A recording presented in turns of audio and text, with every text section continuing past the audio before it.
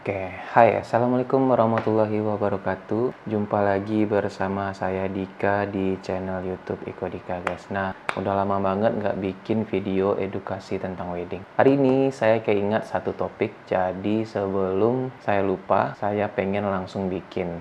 Belum sempat mandi, ini di bulan puasa, jadi saya mau langsung tag videonya aja, biar nggak kelupaan ya teman-teman.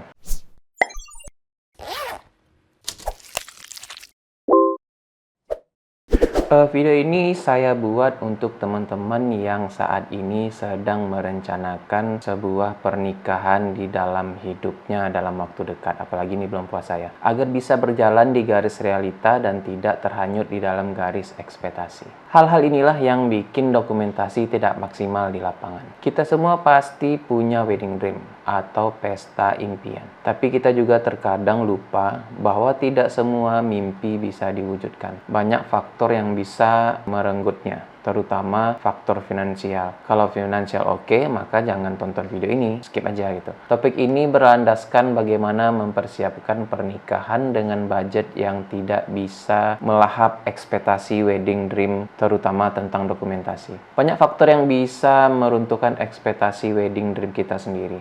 Mulai dari dihantam oleh realita keuangan, kondisi lapangan, bahkan intervensi orang tua kita sendiri. Saya sering bikin video kok di YouTube, banyak video edukasi tentang wedding, tapi tak banyak yang mau mendengarkannya karena merasa ini bukan realita, nggak relate alasannya. Kejujuran di video yang saya bikin sering mematahkan ekspektasi kawan-kawan. Ini loh kenyataannya gitu.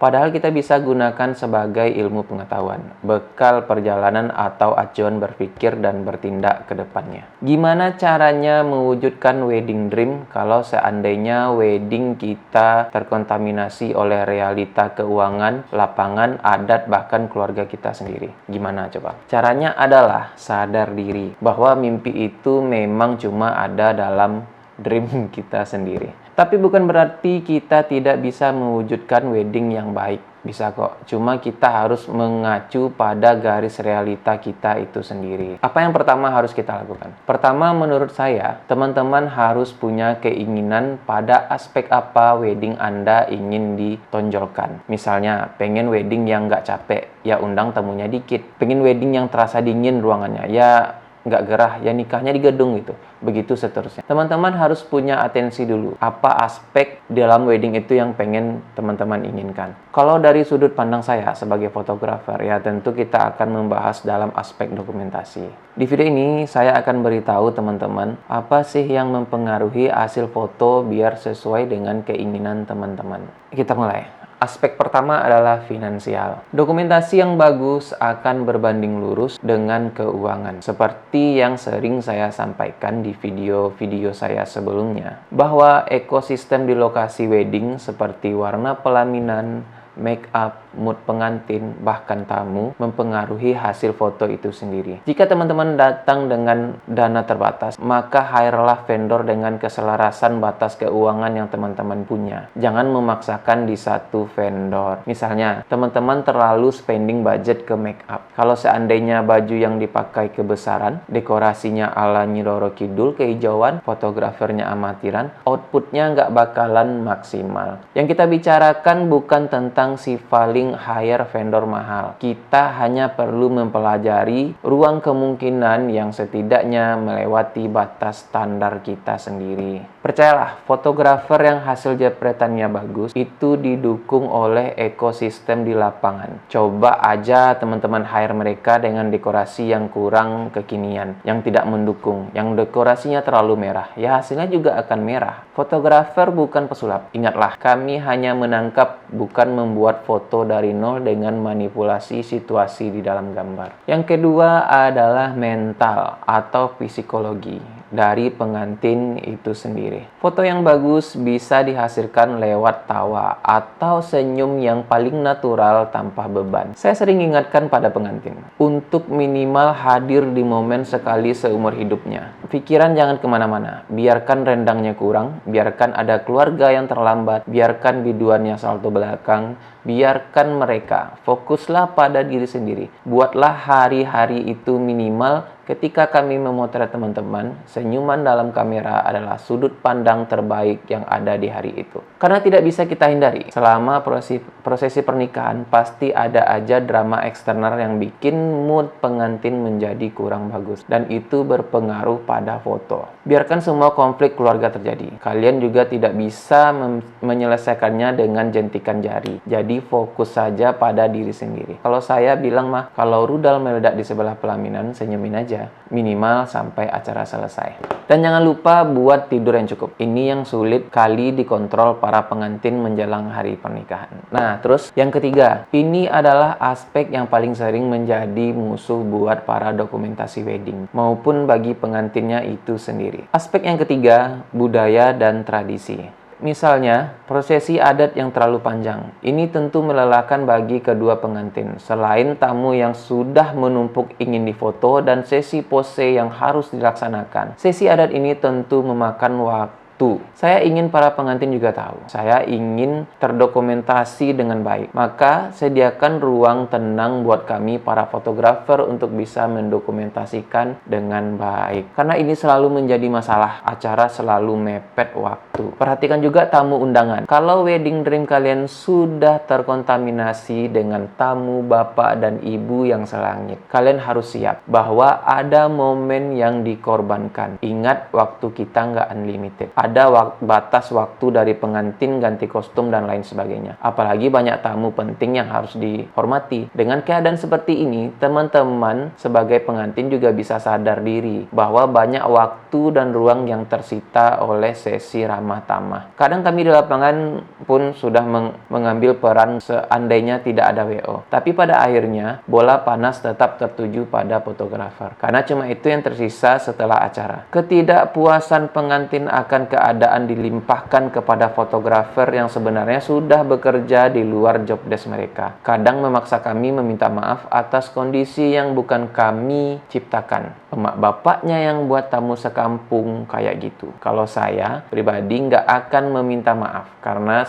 selalu tim saya di lapangan saya kasih SOP minimal untuk dapat dokumentasi minimal by point-nya. Kemudian aspek yang keempat adalah faktor pendukung. Dokumentasi wedding itu kompleks. Fotografer memang menangkap momen, tapi vendor lain menciptakan panggungnya. Ini kerjasama yang tidak tertulis. Keselarasan antara semua vendor membantu menciptakan dokumentasi yang baik dan benar. Percuma FG-nya bagus, tapi dekornya merah. Make up-nya menor, bajunya kebesaran, pelaminannya miring. Semuanya harus ada keselarasan. Saya sering edukasi tentang ini di YouTube. Ada kok videonya. Tinggal ditonton aja. Saran saya adalah teman-teman bookinglah langsung ke vendor itu sendiri. Biar teman-teman datang membawa ekspektasi yang ada di kepala teman-teman, kemudian dicurahkan. Bicarakan dan sepakati beberapa hal. Kalau tidak sanggup, maka kami akan bilang kami tidak sanggup. Kalau harus menambah budget atau tim, maka akan kami sampaikan harus nambah budget dan tim. Nanti setelah apa yang kita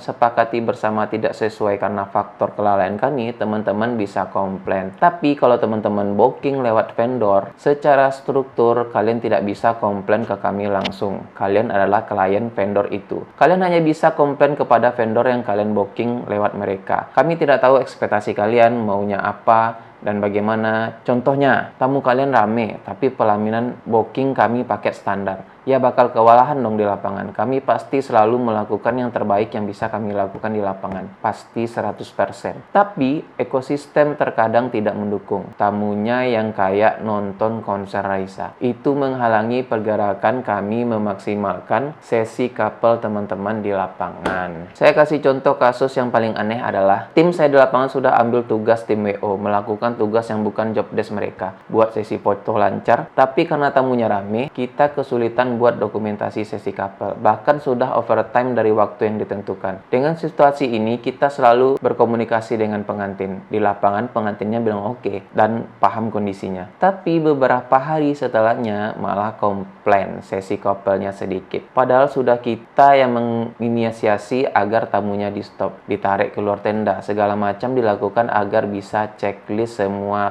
SOP by point. Tapi fotografernya malah menjadi sasaran panah emosi yang melesat penuh amarah. Saya nggak tahu entah ribut dengan vendor lain, entah uang amplopnya nggak cukup, tapi apapun itu, fotografer sering menelan muntahan amarah yang nggak masuk akal. Intinya kalau tahu bahwa situasi di lapangan tidak akan kondusif karena Bapak butuh amplop, jadi pastikan minimal hire panitia atau hire WO sekalian. Kasihan tukang fotografernya udah melakukan banyak hal di lapangan dari mengangkat meja akad, stopper tamu, tapi selesai acara tetap kena juga sebagai pelampiasan emosi. Nah, yang terakhir adalah venue dan kondisi di lapangan. Saya sering menyayangkan pengantin sudah menyewa pelaminan yang lumayan besar, tapi di depan pengantin tidak jauh dari singgasana mereka duduk, terpampang nyata tiang yang seolah-olah memisahkan mereka berdua. Ayolah, pengantin, perhatikanlah hal-hal seperti ini. Kalian harus terjun ke lapangan. Kami memotretnya dari mana coba kalau kayak gini? Jangan bebannya dikasih ke kami untuk disulap. Dekor yang kemerahan, baju yang kebesaran, make up yang tidak sesuai, cahaya matahari yang menembus pelaminan, semuanya faktor eksternal. Ini kami yang bakal melahapnya di lapangan. Jadi jangan dijadikan kambing hitam lagi. Jangan dijadikan bahan pelampiasan emosi. Terkadang venue akad nikah yang sempit. Saya selalu menyarankan untuk hijab kabul di depan pelaminan saja. Jangan di dalam rumah. Ini membatasi ruang gerak fotografer itu sendiri. Kita sulit berakselerasi. Kalau tidak memungkinkan di rumah, paksa saja sedikit lagi buat acara di gedung saja. Saya sering menjumpai pelaminan di turunan jalan. Kami motret dari bawah, pakai kursi plastik. Kalau terjadi sesuatu yang tidak diinginkan, yang menanggung kecelakaan ini siapa? Kamera, rumah sakit, jadi tanggung jawab siapa? Ada juga pelaminan di seberang pagar, dan lain sebagainya. Kalau situasi memang seperti ini,